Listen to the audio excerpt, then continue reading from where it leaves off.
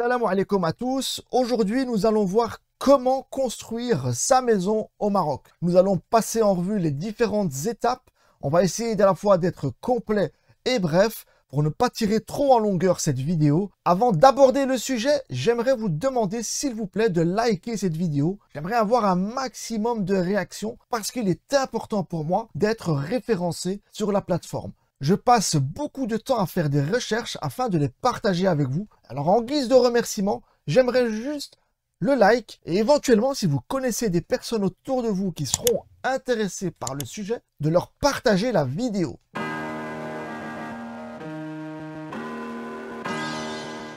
La toute première chose pour démarrer un projet de construction au Maroc, il faut absolument avoir un terrain à construire. Ce sont des parcelles qui sont prévues pour la construction de maisons. Évitez de prendre un terrain agricole parce que malheureusement, vous risquez d'être recalé pour les permis. Alors si vous n'avez pas encore de terrain, je vous conseille d'acheter dans des zones prévues pour la construction. Une fois que vous avez le terrain, la deuxième étape,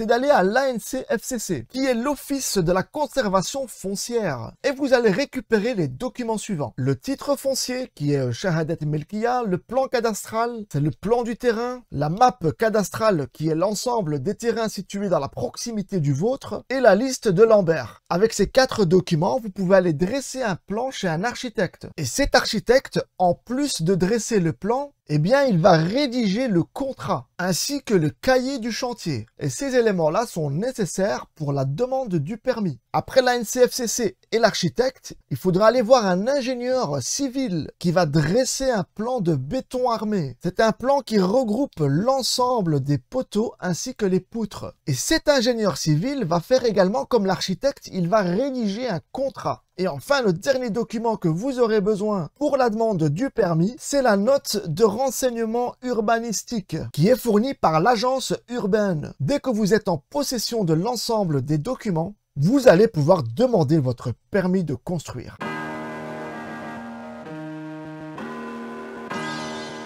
Une fois que le permis est délivré, vous pouvez commencer à construire. Alors là, on commence par la fondation, la table de base, monter les murs, les finitions, etc.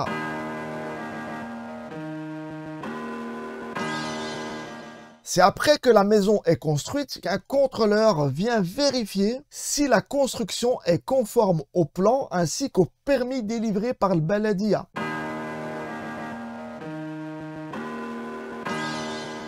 Après le passage du contrôleur, vous allez recevoir une autorisation d'habiter et vous allez recevoir un tout nouveau titre de propriété, la Shahadat el-Milkiya de la maison. Et bien sûr, la maison doit être enregistrée et à ce moment-là, vous devrez vous acquitter d'une taxe d'enregistrement.